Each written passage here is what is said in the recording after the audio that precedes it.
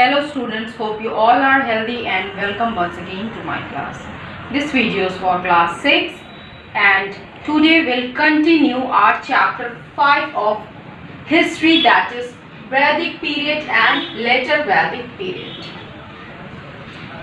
In our last class students, we discussed about early Vedic period in which we learn about the political life and the economical life of the people. Now today we'll start the social life, dasas, dashus and religion, and after that we'll learn about the later Vedic period. The homework questions that I have given you yesterday, the answers I have given in PDF which you can complete. So let's continue with our topic. So how was the social life of people during the early Vedic period? Early Vedic period के time में लोगों की social life कैसी थी, सामाजिक जिंदगी कैसी थी? How was the society? So during early Vedic period, the basic unit of the society was the family.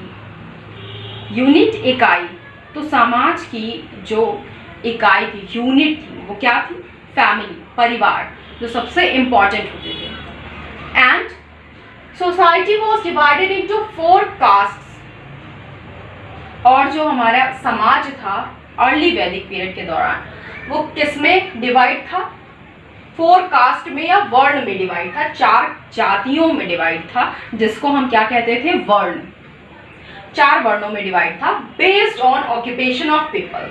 And these castes और वर्ण was divided on the basis of their occupation. लोगों के रोजगार के आधार पे उनको अलग अलग मीन्स 4 जातियों में, 4 वर्णों में बांटा गया था. Now the varnas were Brahmins, Kshatriyas, Vaishyas and Shudras. So the first one caste or varn was Brahmins, the second one was Kshatriyas, the third one was Vaishyas and the fourth one was Shudras. The division between the caste was not rigid during the early Vedic age. There was division of caste or varn system, but it was not rigid.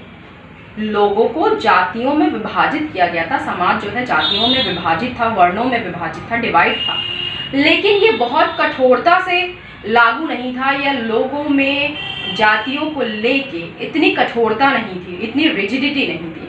In the early Vedic period a woman enjoyed a position of respect. तो early वैदिक as के दौरान औरतों की क्या स्थिति थी?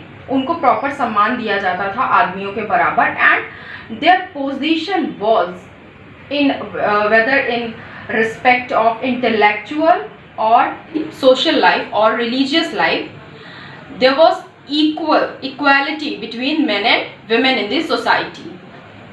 Means आदमियों और औरतों के बीच में समानता थी. Women were also given equal respect as men and esteem power.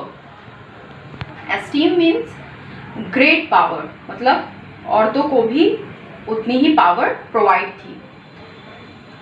Till early Vedic period there was no पर्दा सिस्टम और सती प्रथा, मतलब कि कोई भी पर्दा सिस्टम नहीं था. Women's were allowed to take part in the festivals और to enjoy the festivals. They can participate in public festivals also. The womens moved freely and can participate in the public festivals also during early Vedic period. Early Vedic period के दौरान कोई भी पर्दा system नहीं था, कोई भी सती प्रथा का सिस्टम नहीं था, कोई कस्टम नहीं था ऐसा. And women's were free to move wherever they want and they can also participate in the public festivals till early Vedic period. And there were no child marriages during early Vedic period. Means the time was good, women were given equal respect. औरतों को भी बराबर का सम्मान दिया जाता था, अधिकार दिया जाता था. चाहे वो रिलीजियस मैटर्स में हो, चाहे वो इंटेलेक्चुअल मैटर्स में हो। और यहाँ पे there was no child marriages, यहाँ पे कोई चाइल्ड मैरिज का भी प्रावधान नहीं था। Women's were allowed to choose their husband according to themselves. लड़कियों को अपना हस्बैंड चूज करने का, खुद से चूज करने का पूरा फ्रीडम था। They were free to choose their husbands till early Vedic period.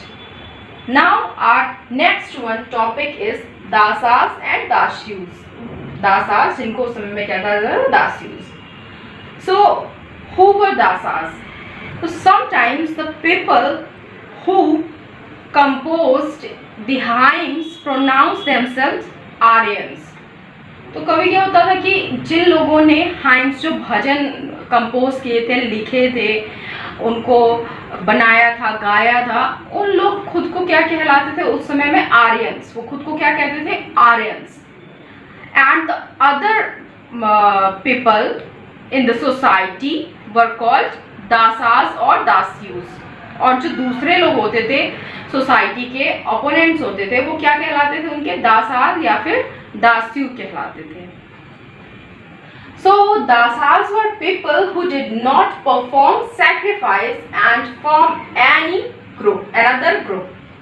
तो दासास क्या होते थे, ये वो लोग होते थे जो किसी भी तरह का सैक्रिफाइस नहीं परफॉर्म करते थे। जैसे कि उस समय में भी जो किंग्स होते थे, राजन होते थे या फिर प्रीस्ट होते थे, वो बहुत सारे सैक्रिफाइस ऑफर करते थे भगवान को। Which type of sacrifices we are talking here, means giving something valuable. तो ये वो कैटेगरी होती थी, दासास वो कैटेगरी होती थी या वो ग्रुप होता था लोगों का जो किसी भी तरह का सैक्रिफाइस नहीं परफॉर्म करते थे, किसी भी तरह का कोई भी वैल्यूएबल चीज़ या फिर एनिमल, जो कि लोग जानवरों को काट के भगवान को बलि चढ़ाते थे, ऐसा कोई भी रिचुअल परफॉर्म नहीं करते थे।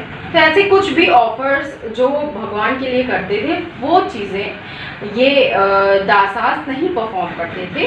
ये एक ऐसा ग्रुप था जो किसी भी तरह का कोई सैक्रिफाइस नहीं करता था। नाउ लेटर द टर्म दासा केम टू मीन स्लेव। बाद में इस टर्म को, जो दास था, उसका मतलब क्या हो गया, स्लेव। स्लेव मीन्स ही होता है सर्वेंट, नौकर। So slaves were women and men who were captured in war.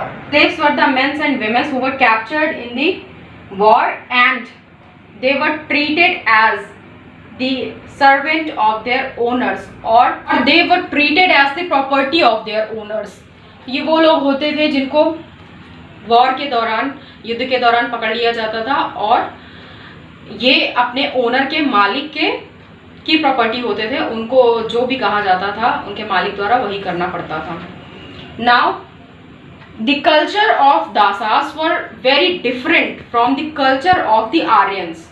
तो जो कल्चर था, संस्कृति थी दासास की, वो भी बहुत अलग थी आर्यंस से। And their language, the language spoken by dasas were also different from the language of Aryans. And the dasas had to do whatever work given to them by their controllers. और दासास को वही काम करना होता था जो कि उनके कंट्रोलर द्वारा, उनके ओनर या मालिक के द्वारा काम उनको दिया जाता था। Now our next one topic is religion. That time, what was the condition of religion? Which type of religion was followed by the people during early Vedic period? So during the early Vedic time, the gods worshipped were generally the powers of nature. क्या होते थे? Generally प्रकृति की powers होते थे, जैसे कि Indra, Agni, Varuna. Indra god of rain, Agni god of fire, Varuna god of water, Surya god of sun and so it was believed that divine powers were capable of conferring both blessings and punishments on men. और लोगों की इसमें आस्था थी कि एक बहुत ही पवित्र कोई पावर है जो कि लोगों के ब्लेसिंग्स या पनिशमेंट दोनों के पीछे जिम्मेदार है। So there were nearly 33 gods and goddesses. तो उस समय में टोटली लगभग मिला के 33 मेल गॉड और फीमेल गॉड थे. The fire was sacred. उस समय फायर आग को बहुत ज्यादा पवित्र माना जाता था because it was an intermediary between man and God. Now our next one topic is later Vedic period, and we'll start this topic in our next class. Till then you have to complete your homework questions and don't forget to give your attendance in the comment section. Thank you class.